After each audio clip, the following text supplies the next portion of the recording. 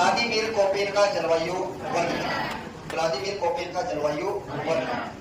Vladimir जो Koppen है, आप कहाँ के विद्वान हैं? कहाँ के? अर्थात जो कोपेन है वो जर्मनी के रहने वाले हैं। इन्होंने सबसे पहले जो अपना वर्गीकरण दिया था उसका जो आधार लिया कौन सी वनस्पति? केंडोल। किसकी वनस्पति? कहने का मतलब फ्रांस का एक वैज्ञानिक था जिसका नाम है केंडोल। उसने संपूर्ण पृथ्वी को वनस्पति के आधार पर कितने भागों में बांट दिया? कितने भागों में? इसी वनस्पति या केंडोल के वर्गीकरण को कोपेन ने अपना क्या बना लिया? आधार बना लिया। और सबसे पहले जो कोपेन महोदय उन्होंने अपना जो वर्गीकरण दिया था वो कौन सी सन में दिया था? कौन सी ईस्वी?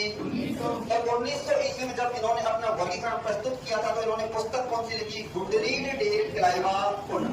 गुडरीड डेर क्लाइमा। इसके बाद में आपने जो अपना वर्गीकरण था उसमें संशोधन भी किया। तो प्रथम जो संशोधन इनके द्वारा किया जाता है वो कब किया था? 1918। कब किया था? उसके बाद में दोबारा भी इन्होंने संशोधन किया। कब? 1930। लेकिन जो अंतिम जो संशोधित वर्गीकरण है वो कब प्रस्तुत किया गया था? 1953। लेकिन 1953 तक जो कोपेन महोदय है उनकी मृत्यु हो चुकी है। इनका एक शिष्य था जिसका नाम क्या था? गीगर पोल। कौन सा पोल?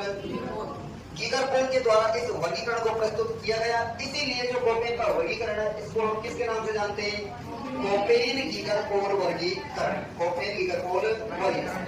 अब इन्होंने जो वर्गीकरण का जो मुख्य आधार लिया था वो क्या था? एक तो था तापमान और एक क्या था?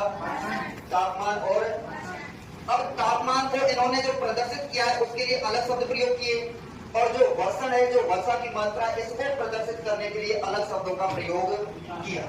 जैसे तापमान के लिए सबसे पहले इन्होंने लिया ए, उसके बाद में बी, सी, डी और ई। यहाँ पर जो ए का मतलब वो क्या है? उष्णकटिबंधीय जलवायु। कौन सी जलवायु? उष्णकटिबंधीय जलवायु। इसके बाद में जो बी है, बी का मतलब क्या होता है? शुष्क जलवायु। कौन सी जलवायु? इसके बाद में जो सी शब्द है इसका जो मतलब है वो क्या है? समशीतोष्ण जलवायु। कौन सी जलवायु?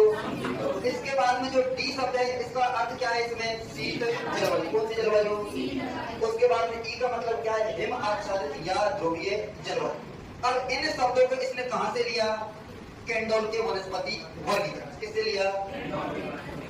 इसके बाद में जो बी हमारा जो शुष्क जलवायु प्रदेश है इसको आपने तापमान के आधार पर दो शब्दों का प्रयोग और किया जिसको बोलते हैं डब्ल्यू और एक हमारा एस। मतलब यदि बी के साथ में डब्ल्यू का प्रयोग हो गया इसका मतलब है वो मरुस्थल कैसा होगा?